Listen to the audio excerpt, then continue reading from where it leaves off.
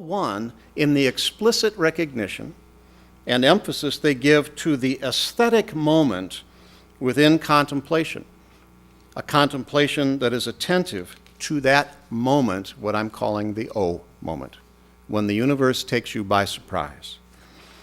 And here the Christian fathers seem at one with, to me, with the Zen Buddhists, who practice Zazen in order to see into the heart of things directly until they reach the moment when they say, oh, oh. And in those oh moments, wordless, we come into contact with the source of our own being. We realize we're in the presence of a great mystery, which the rational mind simply can think about, but cannot fathom, can't get to the bottom of it.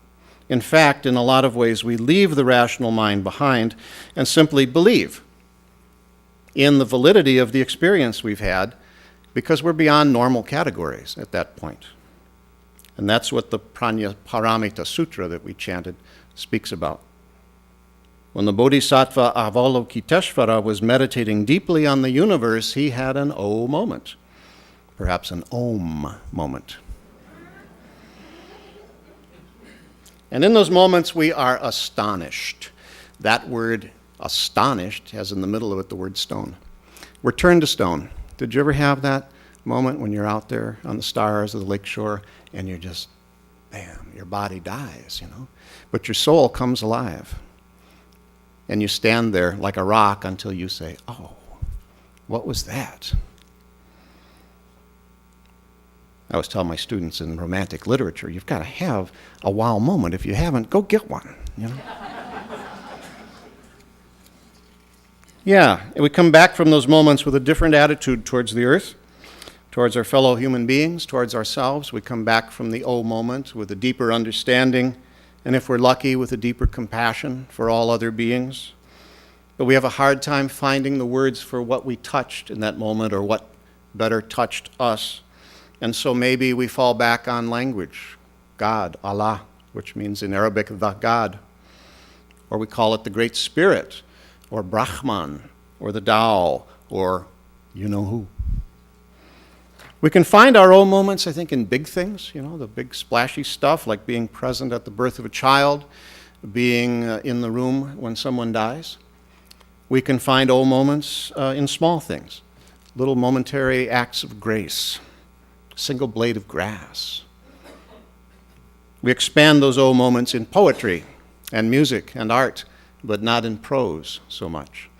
William Blake knew that if we can see with the visionary eye, the universe can be found in a grain of sand or even in an invisible Higgs boson particle that takes $10 billion worth of machinery to see, and there it is. Wow, said the scientists, huh?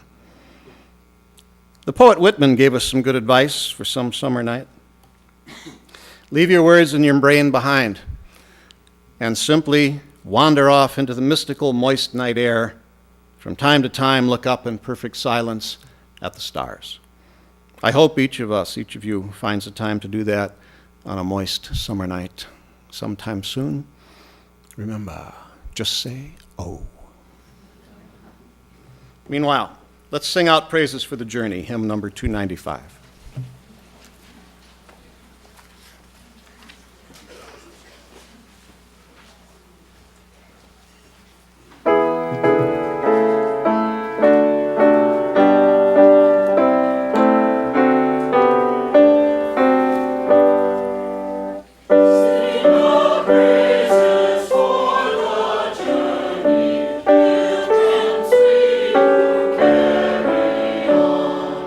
Search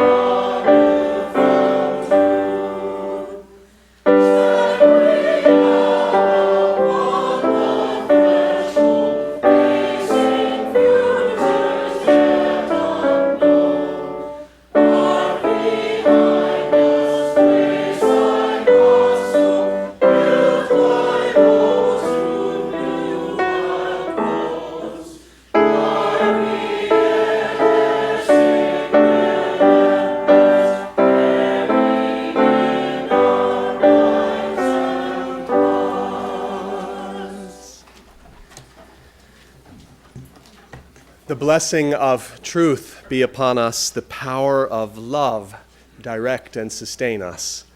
And may the peace of this community preserve our going out and our coming in from this time forth until we meet again.